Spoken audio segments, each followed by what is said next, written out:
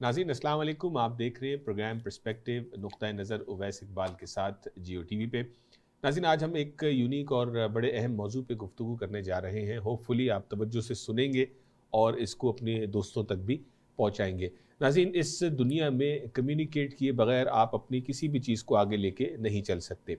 Communication बहुत important है, लेकिन इफ़ेक्टिव कम्युनिकेशन उससे ज़्यादा इंपॉर्टेंट है। और अगर इसको फर्दर हम डबल क्लिक करें, अगर आप किसी से उसकी ज़बान में, उसकी लैंग्वेज में अगर आप बात करते हैं, तो उसका असर और उसकी अहमियत बिल्कुल ही डिफरेंट होती है। इसकी छोटी सी मिसाल अगर आपको दी जाए, अगर आप कराची के रहने वाले हैं, लाहौर के रहने वाले हैं या मुख्तलिफ किसी भी शहर के आप रहने वाले हैं, अगर आप कराची वाला इंटीरियर सिंध जाता है और वहाँ के रहने वालों से जब वो सिंधी ज़बान में बात करेगा, तो ना सिर्फ वो उसके करीब हो पाता है, उनके कल्चर को भी समझने में आसानी मिलती है और जो पूरा कॉन्टेक्स्ट होता है वो आपको हासिल होता है और यही वो बात बनती है किसी के साथ ताल्लुक़ को बनाने की और बात को आगे लेके जाने की। नाज़रीन अगर हम इसको थोड़ा सा मजहबी लेंस से देखें, बीइंग अ मुस्लिम, अल्लाह तबारक व तआला ने हमसे जो कलाम फरमाया है वो अरबी ज़बान में कलाम फरमाया है। कुरान करीम की ज़बान अरबी है, लेकिन मैं और आप जिनको पाकिस्तान में तालीम मिली, हमारे तालीमी निसाब के अंदर उर्दू पे एज अ कौमी ज़बान फोकस किया गया।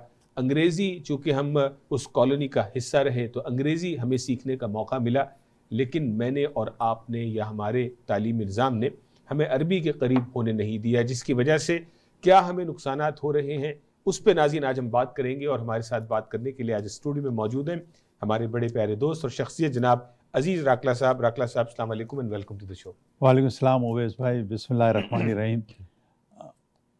हम जब भी हमने प्रोग्राम किया, जब भी हम कैनेडियन यहाँ बैठते हैं जी, हम यही सोचते रहते हैं कि हम इतने प्रॉस्परस हैं, पाकिस्तान क्यों गरीब है। हालांकि अब हमेशा मैं बात करता हूँ कि पाकिस्तान में तो हम 3 फसलें एक साल में उगा सकते हैं, यहाँ हम एक फसल उगाते हैं तो हमको तो 3 गुना ज़्यादा पैसा होने लगा। जी, तो मैं मुसलसल इसके बारे में सोचता रहा हूँ। हम अम्मा लेकर आए, ईमानदारी, मेहनत, इंसानियत बिल्कुल उस पे और शौक किए दूसरी चीज़ें। मगर जब मैं मौलानाओं से बात करता रहा, मस्जिदों में जाता रहा, लोगों को समझाता रहा, तो आखिरी में मैंने पूछा है कि क्या फ़र्क है, अखलाकियात का फ़र्क है। कनाडा के अंदर आप किसी को वादा करते हैं, आप ज़रूर पूरा करते हैं। आप किसी से, कोई यहाँ मिलावट नहीं करता, कभी हमने यहाँ रुश्वत नहीं दी है, कभी कोई आदमी वो काम नहीं करता जिससे दूसरे को तकलीफ़ पहुँचे। यानी कि इतने मज़ाहिब के लोग, इतने रेस के लोग सब एक साथ मिलजुल कर रह रहे हैं। जी, जबकि पाकिस्तान में आप मिलावट कर रहे हैं, आपको कोई बुराई नहीं समझ रहा है, आप रिश्वत ले रहे हैं, आप दे भी रहे हैं, ले भी रहे हैं, कोई बुराई नहीं समझ आती। कोई आदमी वक्त पे नहीं आता है, लेट आता है, जो ताकतवर होता है वो लेट आएगा और वो एक्सप्लेन भी नहीं करेगा मैं क्यों लेट आया। तो यही वजूहत हैं जिसकी वजह से कनाडा इतना अमीर है और पाकिस्तान इतना गरीब है। जी, ठीक है। तो ये तो आपने एक अपना जज़्बात का आपने इज़हार किया और आपके साथ हमने पहले भी 2-3 टॉपिक्स पे शो किया। आपने अम्मा का ज़िक्र किया, जो फ़ॉर्मूला आपने बयान किया था। और जब पिछले दिनों आपसे बात हुई तो आपने ये जो बात कही अरबी लैंग्वेज की, इस पे मेरा आपसे सवाल ये है कि why now more than ever? आप क्यों समझते हैं कि ये इतना इम्पोर्टेंट है? देखिए, मैं फिर सोचता रहा कि क्या वजह है कि हमारे लोग, यानी रसूलुल्लाह सल्लल्लाहु अलैहि वसल्लम के ऊपर कुरान शरीफ नाजिल हुआ, अरबी में हुआ।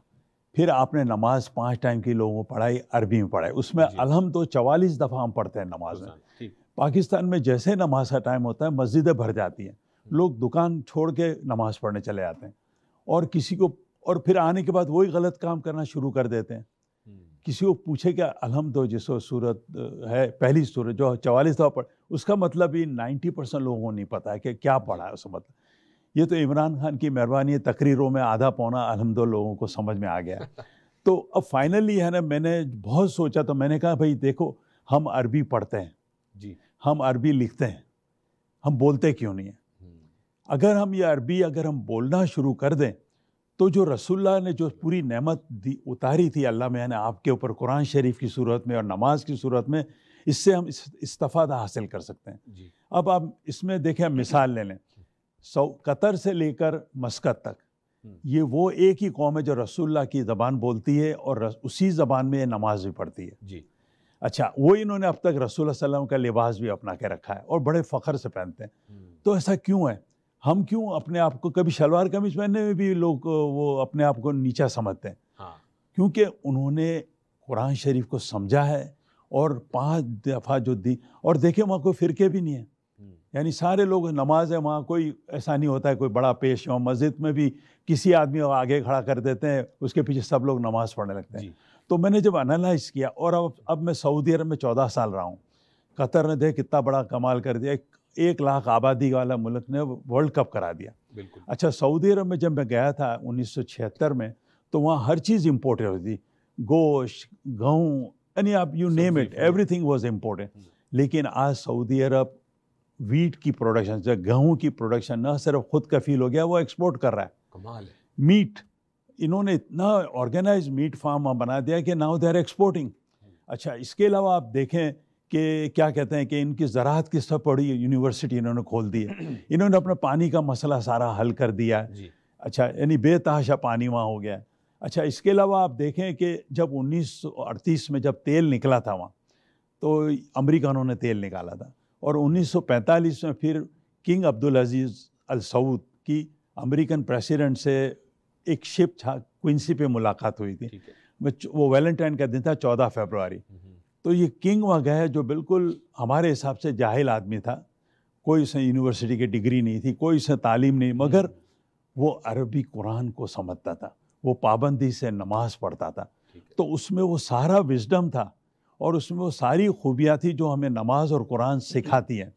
तो उसने अमेरिकन सदर से ऐसे बात की कि आज तक अमेरिकन सदर जो भी नया आता है सऊदी अरब सलाम करने आता है। अच्छा, मैं आपको इसकी मिसाल देता हूँ। देखो, सऊदी अरब के एक छोटे से इलाके में तेल निकला था, तो ये तो जब चाहते वो इलाका सऊदी अरब से अलग कर लेते, अपना कंट्रोल उस पर कर लेते। लेकिन जैसे ऐसी बात थी कि सऊदी अरब के बादशाह के दोनों हाथों में सोना था, और उसके हाथ में बंदूक भी नहीं थी कि जिससे उसकी हिफाजत करता।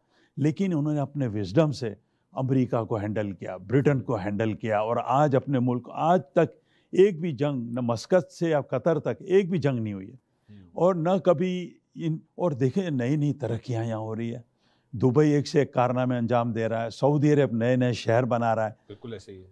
और अभी जो मैं इनके प्लान देख रहा हूँ, ऐसे लग रहा है कि जो रसूलुल्लाह सल्लल्लाहु अलैहि वसल्लम के ज़माने में जो रसूलुल्लाह सल्लल्लाहु अलैहि वसल्लम एक कौम को तैयार किया था 15 साल के अंदर, यानी कि बिल्कुल बदू लोग थे जो अपनी बेटियों को दफन कर देते थे और कुछ भी उनको नहीं आता था। आपने नमाज और कुरान से उनकी ऐसी तरबियत की कि उन्होंने 2 बड़े एम्पायर को उठा के फेंक दिया। एक तरफ पर्शियन एम्पायर को उठा फेंक दिया, और रोमन एम्पायर का जो ईस्टर्न पार्ट था, बेज़नीद जो एम्पायर है वो वेस्टर्न, तो ईस्टर्न पार्ट को उठा के फेंक दिया। और उसके बाद वो काम भी ये हमारे मुसलमानों ने, ये आपके ऑटोमन एम्पायर ने पूरा कर दिया, दूसरा हिस्सा था उसका। तो ये क्या वजह है कि एक बदू कौम जिसको कुछ नहीं पता था, ये नमाज और कुरान समझ के, तो अब मैं फिर पाकिस्तान के सब्जेक्ट की तरफ आता हूँ कि हमारे पास क्या नहीं है। हमारे पास हर तरह के मौसम है, सब कुछ है। अच्छा, हमारे लोग कुरान शरीफ को सर पे लेके घूमते हैं। हमारे लोग, इमरान खान ने यूनाइटेड नेशन तकरीर में कहा कि रसूलुल्लाह सल्लल्लाहु अलैहि वसल्लम हमारे दिल में रहते हैं, यानी हम इतनी मोहब्बत करते हैं इनसे। हम मक्का मदीना जाना अपनी ज़िंदगी का एक मकसद होता है कि मक्का चले आए, ये लाइफ का पर्पस हमने हासिल कर लिया, हज पढ़ लिया, यानी हमारे लिए इतना इम्पोर्टेंट है। तो मैं चाहता हूँ कि पाकिस्तान के तमाम स्कूलों में हम ऑलरेडी उर्दू सिखा रहे हैं, लिखना जो अरबी के अल्फाज के मुताबिक है। हम कुरान शरीफ पढ़ना सिखाते हैं, जैसे उर्दू और कोई ज़्यादा फ़र्क नहीं है। हम क्यों उर्दू बोलना नहीं, अरबी बोलना क्यों नहीं सिखाते हैं?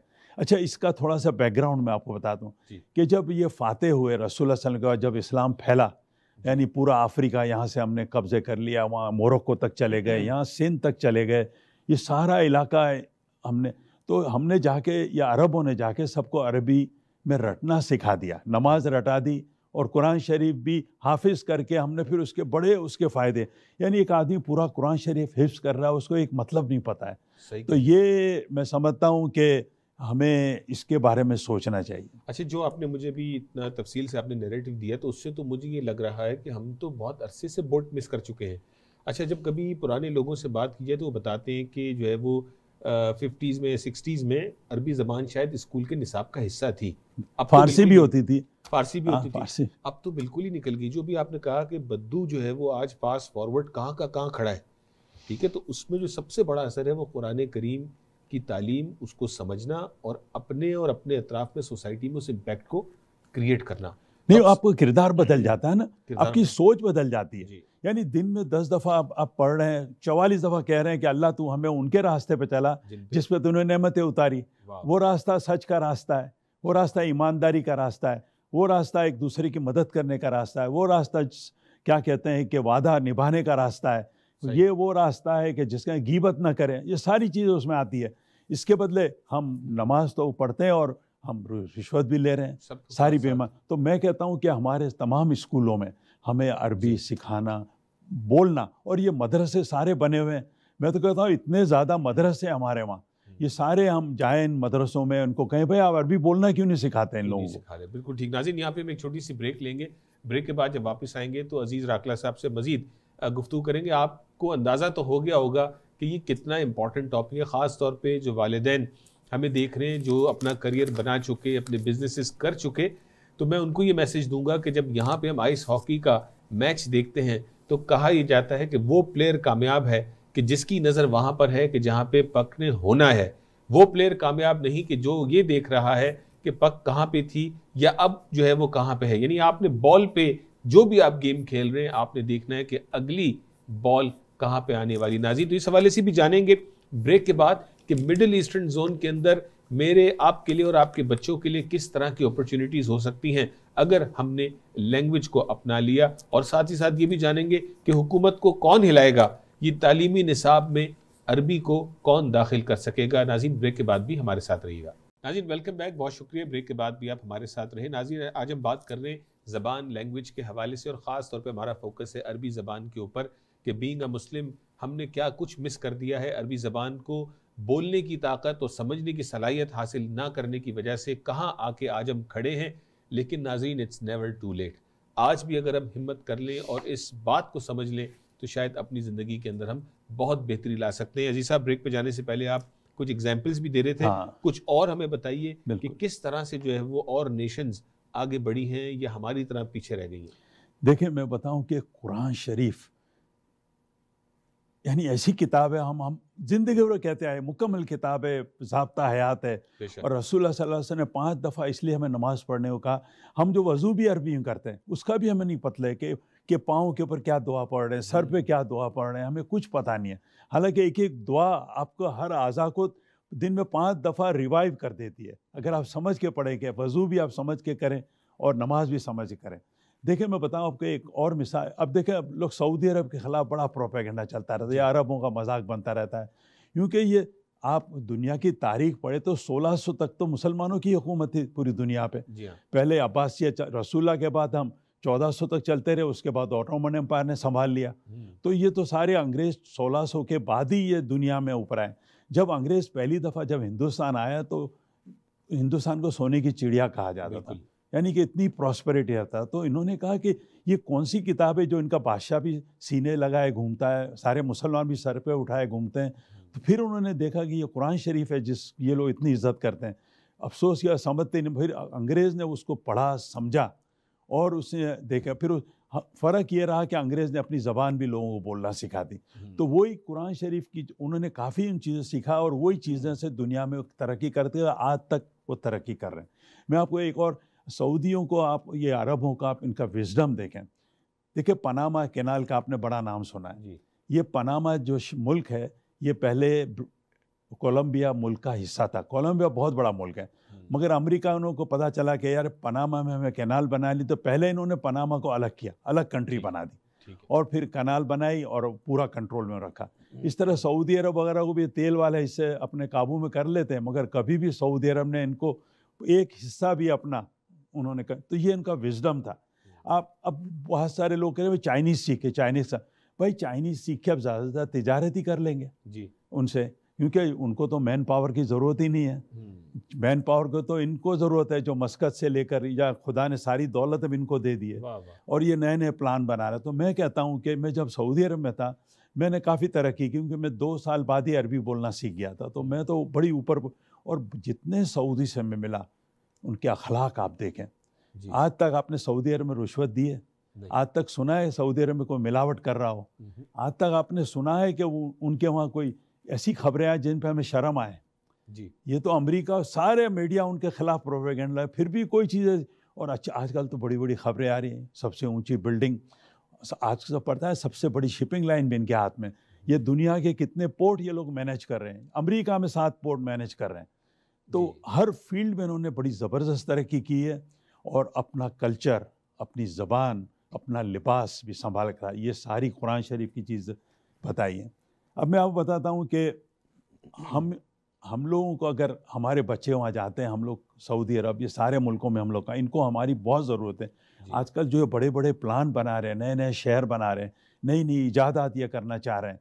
हमारे वहाँ तो टैलेंट, तो पढ़े लिखे लोग तो बहुत हैं, PhD इतने पढ़े हुए हैं, डॉक्टर इतने पढ़े हुए हैं, लेकिन वहाँ जाके बिकॉज ऑफ अरबिक, जब मैं सऊदी अरब में था ना, जो सीनियर अच्छी पोजीशन होती है इनके, बल्कि वज़ीर के बाद जो दूसरे आदमी होते थे, या लबनीस होते थे, सीरियन होते थे, इजिप्शियन होते थे, क्योंकि ये उनकी ज़बान। तो अगर हमारे लोग इतनी तालीम के साथ अगर अरबी हम बोलने लगे, तो जो फ्यूचर सऊदी अरब है, हमारे लोग 2-2 हज़ार के बदले 2-2 लाख रियाल पे वहाँ के आगे काम करेंगे। अच्छा, लेकिन अब ये भी कहा जा रहा है कि सऊदी और ये जो अरब रीजन है, ये तो अपने जो रिहायशी, अपने जो बाशिंदे हैं, उनको ट्रेनिंग दे रहे हैं और उनको ज़्यादा एम्पावर करना चाहते हैं निस्बतन फॉरेन वर्कर्स को।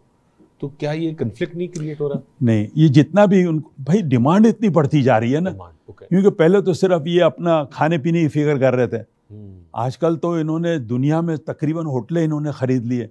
अब देखें, विद इन 10 ईयर्स ये टॉप 10 जो सॉकर की टीम है ना, 2 या 3 यहाँ से होंगे, आप देख लेना, इन्होंने पूरी प्लानिंग कर ली है। देखें ना, अभी 1-2 हफ्ते पहले इन्होंने 4 टॉप के प्लेयर वहाँ पहुंचे हुए थे। जी बिल्कुल, बड़े टॉप प्लेयर पहुंचे हुए थे। टेस्ला को इन्होंने $450 पर शेयर ऑफर किया, जो एलॉन मस्क ने कोर्ट में टेस्टिफाई भी किया कि $450 पर शेयर ले लें और इस कंपनी को हमें प्राइवेट कर दें। एंड दैट्स सऊदीया। भाई नो, सारी बड़ी बड़ी कंपनियों मालिक है। आपको पता है कि ये क्या कहते हैं, मर्सिडीज ट्रक, जो सऊदी अरब में कारखाना है मर्सिडीज ट्रक का, और जो ट्रक वो बना रहे हैं इतने पावरफुल हैं, जो इन्होंने इतना डेवलपमेंट किया है, सारे ये सऊदी अरब में बने हुए ट्रक हैं। तो ये तो जिस फील्ड आजकल देखे, खजूरों में तो इनको कोई करीब ही नहीं आ रहा, और कितनी चीज़ें मेड इन सऊदी अरब आ रहेगी। तो इन सब के लिए, चाहे ये अपने कितने भी, इनकी आबादी टोटल कितनी है, और दुनिया की आबादी 8 बिलियन हो गई है, और ये तो 8 बिलियन लोगों पे अपना सिक्का जमाना चाहते हैं, तो उनको कम से कम 80 बिलियन लोग तो चाहिए। तो ऐसा तो नहीं होगा, चाइना ने इतनी तरक्की की है, उनकी 1.3 बिलियन आबादी है, इसलिए कि इनके पास तो आबादी ही नहीं है। यानी कि पूरा ले लें 10 मिलियन भी नहीं है, सारे मस्कत से लेकर कतर से लेकर मस्कत तक 10 मिलियन भी नहीं, इनको तो 70-80 मिलियन लोग चाहिए अपने। और हम जब इनका, और हम तो वो है ना, मदीना को चाहते हैं, हम मक्का को चाहते हैं, हम कुरान शरीफ को सर पे बिठाए घूमते हैं। हमारी ज़िंदगी का मकसद ही एक होता है कि हम हज पढ़ लें, मक्का चले आए, मदीना जाते हैं, इतनी कवालियाँ हैं, इतनी दुआएं हैं कि मगने हैं गलियों में। तो हम तो इतनी इनसे मोहब्बत करते हैं, और जब इनकी ज़बान बोलेंगे तो हम लोगों को अपने सर पे बिठा लेंगे, और हमको बड़ी बड़ी ज़िम्मेदार पोजीशन मिलेगी। आजकल हमारे लोग जाते हैं, टैक्सी चलाते हैं, छोटे मोटे इंजीनियर बन जाते हैं, ज़्यादा से ज़्यादा आप एक कारोबार के छोटे से मालिक बन, मगर ये तो आप डिसीजन मेकर बन जाएंगे। अभी भी जनरल राहिल है हमारे वहाँ, हमारी मिलिट्री वहाँ है, मगर जो एक इजिप्शियन जनरल को जो पोजीशन मिल सकती है, वो नहीं मिल सकती जनरल राहिल को ज़बान की वजह से।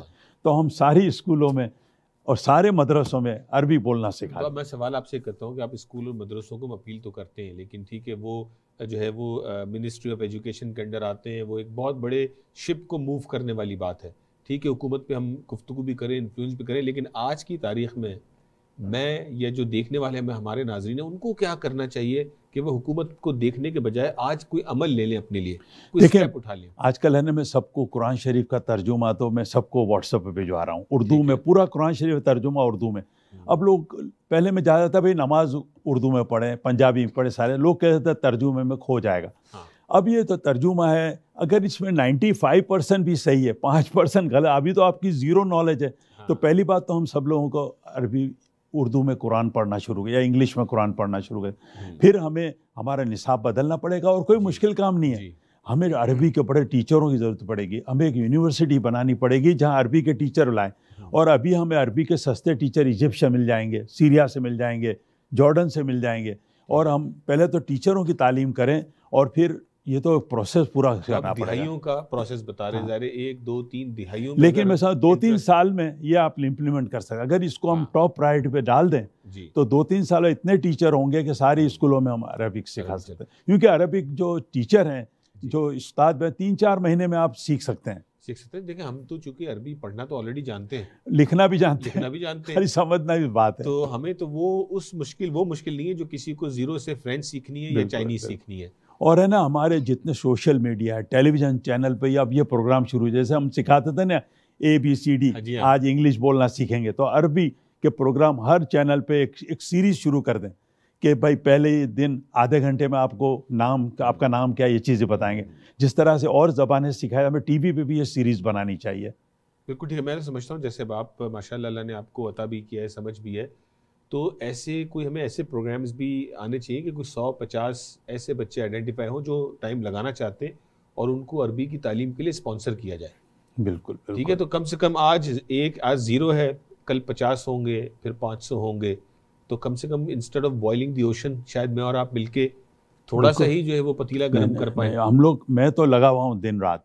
अब ये हमारा प्रोग्राम ही में सोशल मीडिया पे ज़्यादा हम फैलाएंगे। मैं आपको कहूँगा जियो के अगर मेन चैनल पे भी इसको रिलीज़ कर देते, एक जियो की जो 8 मिलियन तो आप कह रहे हैं सब्सक्राइबर है, और पाकिस्तान में तो मेरे ख्याल 80 मिलियन लोग देखने वाले हैं उसको। बिल्कुल, हाँ, तो सारे टेलीविज़न के ऊपर ये प्रोग्राम करे और इसको फुल स्पीड में, मैं समझता हूँ कि हमें इस पर काम करना चाहिए। काम करने की ज़रूरत है। अजीज़ भाई, बहुत शुक्रिया। और आपने एक ऐसी चीज़ की तरफ तवज्जो दिलाई जो एग्जिस्ट करती थी, मौजूद थी, लेकिन आपने उसको बिल्कुल, वो होता है ना कि किताब के ऊपर जब डस्ट होती है तो इंसान फूंक मारता है, उसको साफ करता है और वो किताब बिल्कुल चमक के सामने नजर आ जाती है। हमारे ऊपर एक धुआं छाया हुआ है और वो काम आज आपने जो है वो, अरबी हमारे सीने पे लगी हुई है। हम सुबह शाम तक अरबी बोलते रहते हैं, नमाज पढ़ते हैं अरबी में। इतनी बड़ी दुआएं हैं, इतनी किताबें अरबी में, इल्म का ज़ख़ीरा है, लेकिन हम इंग्लिश किताबें पढ़ते हैं। अरबी अगर आ गई तो हम वो सारी जो नॉलेज हदीसें हैं, आप देखें कि पूरा एक ज़ख़ीरा नॉलेज का खुल जाएगा हमारे लिए। वाह वाह वाह, बहुत शुक्रिया अजीज साहब, थैंक यू सो मच आपके थॉट प्रोवोकिंग कॉन्वर्सेशन का। मैं आपका भी शुक्रिया अदा करना चाहता हूँ। जब भी ऐसे टॉपिक होते हैं, आज ही आ जाए। यानी मैंने आपको गए हफ्ते बात की और आज हमने ये प्रोग्राम भी कर लिया। नहीं, आप भी, अल्लाह में आपको भी और कामयाबी दे और आप और भी तरक्की करें, तो कि इस तरह की चीज़ों को आप सबसे ज़्यादा ऊपर उठाएं। बहुत शुक्रिया अजीज़ भाई, थैंक यू सो मच। नाजरीन, आज आपने देखा हमारी मुख्तसर सी कोशिश थी कि ये एक ऐसा मौजू, ऐसा टॉपिक जो शायद आप इस शाइनी दुनिया के अंदर, जिस शाइनी ऑब्जेक्ट्स के पीछे मैं और आप भाग रहे हैं अपना करियर बनाने के लिए, अपने कारोबार को चमकाने के लिए और दूसरों से कम्पीट करने के लिए, उस पूरी दौड़ के अंदर हमने अपने टूल बॉक्स में हर चीज़ को ऐड किया हुआ है, लेकिन जो चीज़ हमारे टूल बॉक्स में ऐड नहीं है वो अल्लाह और अल्लाह के रसूल अलैहिस्सलातु वस्सलाम का कुर्ब है। यानी जिस ज़बान में अल्लाह ने मुझसे और आपसे कलाम किया, हमने उस ज़बान को, उस मैसेज को, उस पैगाम को समझने के लिए कोई कोशिश नहीं की। अगर जिसने की वो मुबारकबाद का मुस्तहिक है, लेकिन फॉर द मोस्ट पार्ट जो मेरा मुशाहिदा है, अजीज़ साहब का मुशाहिदा है, हमने शायद इसको अहमियत ही नहीं दी, इसको हैसियत ही नहीं दी। मुझे ख़ुद शर्म आती है कि इतना अरसा हमने अपनी ज़िंदगी में गुजार लिया, दुनिया जहान की तालीम हासिल कर ली और क्या कुछ हमने नहीं किया, लेकिन अगर एक काम नहीं किया तो हमने अपने आप को अपने रब से करीब होने के लिए मौका ही नहीं दिया। नाज़रीन, इट्स नेवर टू लेट। आज भी मेरे लिए और आपके लिए बात मुमकिन है कि अगर हम खुद सीख सकते हैं तो सीखें। अगर ज़बान सीखना मुश्किल है तो कम अज़ कम कुरान करीम का तर्जुमा पढ़ें, उससे हम बरकत भी हासिल करें और अपनी ज़िंदगी और माशरे को बेहतर बनाने की कोशिश करें। लेकिन साथ ही साथ अपने बच्चों को, जहाँ हम बहुत सारी चीज़ों की उम्मीदें दिलाते हैं कि इस यूनिवर्सिटी में जाना है और इस फील्ड का एक्सपर्ट आपने बनना है, वहीं उनको कम अज़ कम आज हम अपनी गलती को उनमें ना दोहराएं और उनकी फाउंडेशन में अरबी ज़बान को दाखिल करें, न सिर्फ मजहबी एस्पेक्ट से, बल्कि जिस तरह अजीज़ साहब ने एक्सप्लेन किया, जो मिडिल ईस्टर्न जो डायनामिक्स जो चेंज हो रही है, वहाँ पे मैं और आप अपना रोल कैसे प्ले कर सकते हैं अपनी तरक्की के लिए, अपनी मुल्क की तरक्की के लिए और अपने मज़हब की और अपनी वैल्यूज़ की हिफाजत के लिए। नाज़रीन, अपना ख्याल रखिएगा। अगले हफ्ते आपसे फिर मुलाकात होगी। अस्सलाम वालेकुम।